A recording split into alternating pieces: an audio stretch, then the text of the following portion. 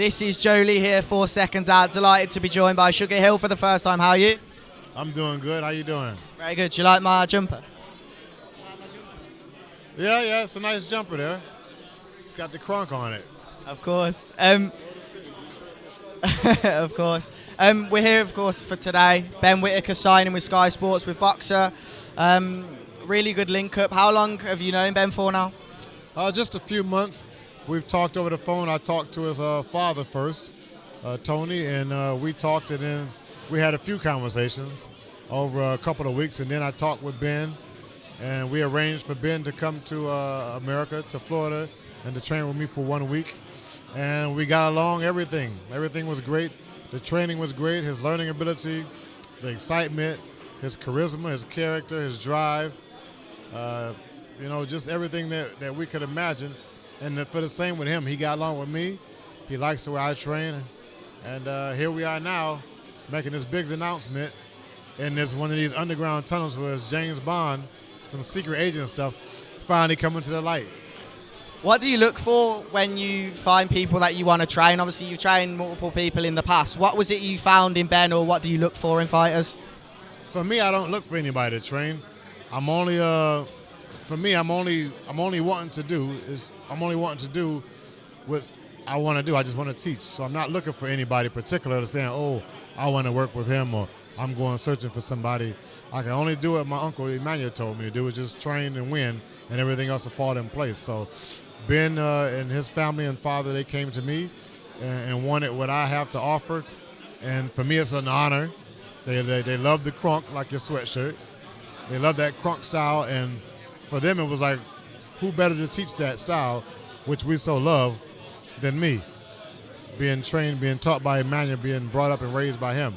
And me finding out that Ben Whittaker's favorite fighter was Thomas Hearns. So for me, I knew it would be easy, but it is easy to train Ben because he's only wanting to do the things that I've been around my whole life. So I don't have to convince him of anything. It's what he wants to do. What percentage of the training you two have been doing so far has been in America, and what's been in the UK? The training we've been doing so far is just knocking the mitts off my hand. In America or the UK? Where will we be training at? So far, what have you done training in the UK or mainly America?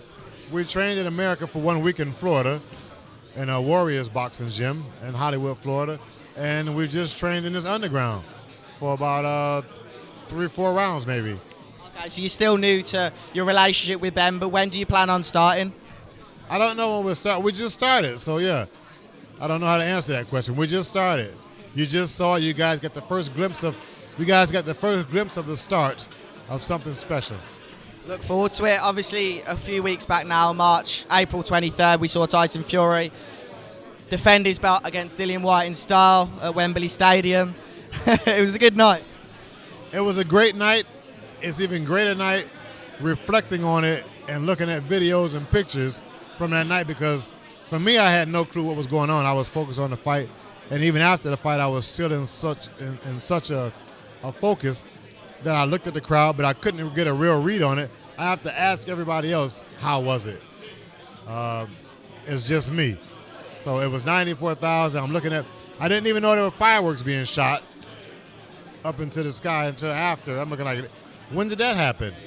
And knowing when it happened, I know where I was at that time, but that's not what I was focused on. I was focused on my fighter, Tyson Fury, watching him make his ring walk, and just seeing the electricity flow through him. It was as it was flowing through me, because I wanted to get out there just as much as he did, to get out there and fight and then go get that exciting, sensational one-punch knockout, making Tyson Fury the knockout artist, the top knockout artist in boxing. That's Tyson Fury.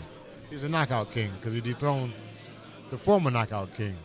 And it's a heavyweight division, so I don't think anybody from a different weight division can take the power of a Tyson Fury.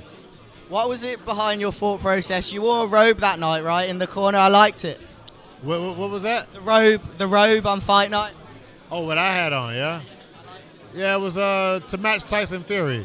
It was like it's actually an old school design that Emmanuel used to wear. I had this picture and showed it to the designer for Tyson Fury. His outfit's a guy named Dougie. and he designed it for me, and I loved it. And I guess you loved it by asking me about it now. So it kind of looked like a sensei outfit, and yeah. And I could see one picture where I jumped up in the air, and I was standing behind Tyson. So it looked like I was doing maybe a karate kick, like I was Bruce Lee. I wouldn't expect it from a lot of trainers, but it's something I would have expected you to wear. I can get away with anything just about. Now, you could probably assume what the next question is going to be. How likely is it that Tyson genuinely retires? Genuinely, he says he retired. You haven't heard from him. I talk to him, but we don't talk boxing. We just talk regular life. He's barbecuing. He's washing his car, spending time with the kids. So yeah, it's great. It's a special time for him, a special moment for him.